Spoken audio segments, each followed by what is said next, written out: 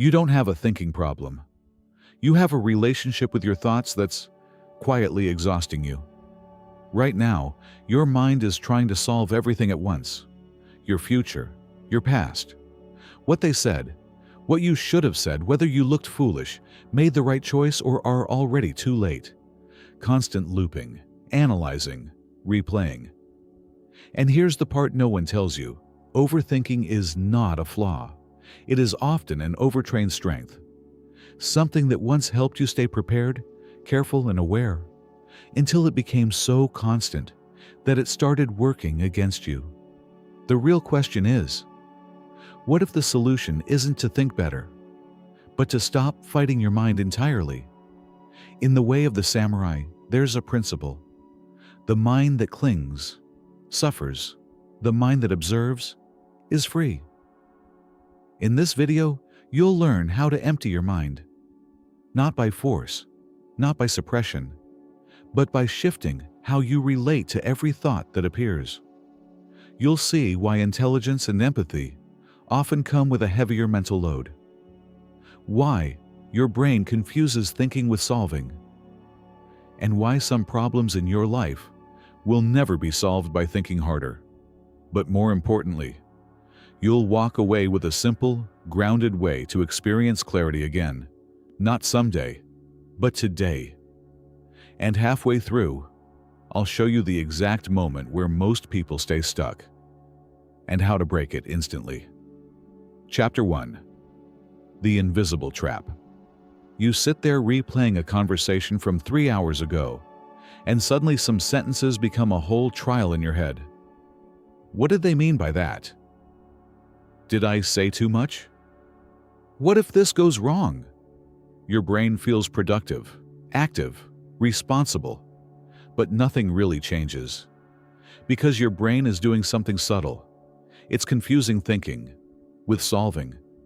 In samurai training, there's a warning. The sword that moves too much cuts nothing.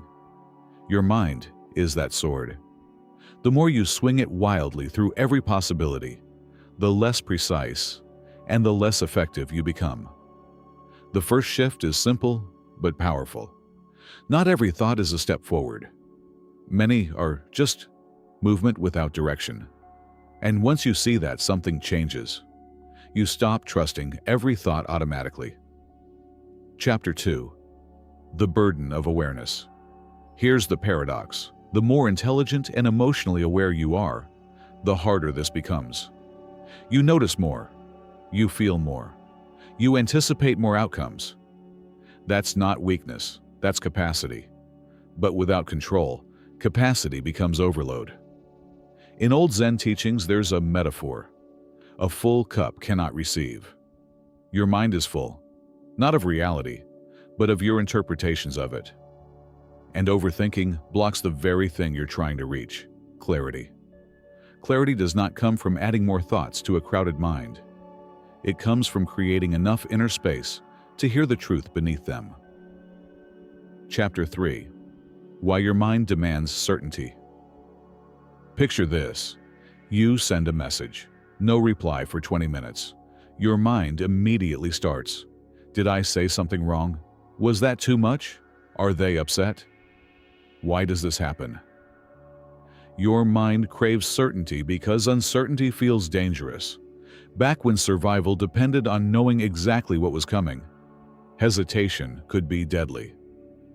Your brain still operates under that ancient programming. Self-questioning. Did I do enough? Was I wrong? Am I enough? Is your mind's protection mechanism. It thinks, if I analyze every detail, I'll never be caught off guard again. But here's the hidden trap. Constant checking doesn't make you safer. It makes your nervous system more sensitive. Every time you question yourself, am I enough? You're not protecting yourself. You're training your brain to see threats everywhere. Samurai wisdom reveals the truth. A warrior who constantly doubts his sword will never wield it effectively. Next time you catch yourself asking, "Did I do enough?" Answer with one simple truth. I showed up. That is enough for now. When the mind asks, "Am I enough?" answer with action, not argument. That cuts off the inner courtroom and returns you to your next step. Chapter 4. The Samurai Pause. Imagine a samurai in battle. Not rushing, not hesitating, just present. No extra thought. No internal noise. Why? Because in that moment, thinking would slow him down. Presence creates flow. Resistance creates struggle. You, right now, are resisting your thoughts, trying to fix them, control them, silence them. But that resistance is what keeps them alive. Here's the shift. True relief doesn't come from stopping thoughts. It comes from changing your relationship to them. Next time a thought appears, don't engage. Just notice. There is a thought. Not my thought. Not truth. Just a thought. That tiny distance breaks the loop. Chapter 5. The Problem. You cannot solve. Some problems in your life feel urgent. What if this fails? So you think harder and harder. But here's the truth most people avoid. Some problems cannot be solved by thinking. They are fears to be tolerated, losses to be accepted, or uncertainty to be carried. You learn to let them go. In Japanese philosophy, there's a concept called mu. It points toward a kind of openness that is not empty in a cold way, but empty in a freeing way. Like a gate left open instead of locked from the inside. Letting go is not giving up. It's refusing to fight a battle that exists only in your mind. Chapter 6. The Turning Point. This is where most people get stuck. They understand everything you've heard so far, but they still feel trapped. Why? Because they are still trying harder, trying to let go, trying to be present, but trying is still tension, and tension feeds the loop. Here's the samurai lesson. Do not fight the thought. Train the body instead. Because the body is always in the present, while the mind is often time traveling. Sit up straight. Relax your shoulders. Feel the floor beneath your feet. Let your hands rest without tension, as if you are no longer preparing for battle. Now, take one slow breath in through the nose, and one longer breath out through the mouth. And as you exhale, say inwardly, "This is a thought, not a command." The more you shift your focus to your body and sensations, the more anxiety settles and confused thoughts lose their grip. If you are breathing, you are here. If you are here, you can choose. And if you can choose, the loop is already breaking. Chapter 7. Where Peace Actually Lives. You've been told peace is something you achieve. After success, after control, after certainty. But that's backwards. Inner peace is not created externally. It's uncovered internally.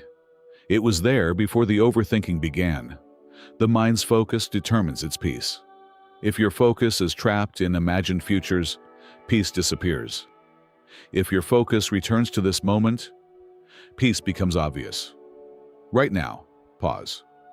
Feel your breath. Notice your body.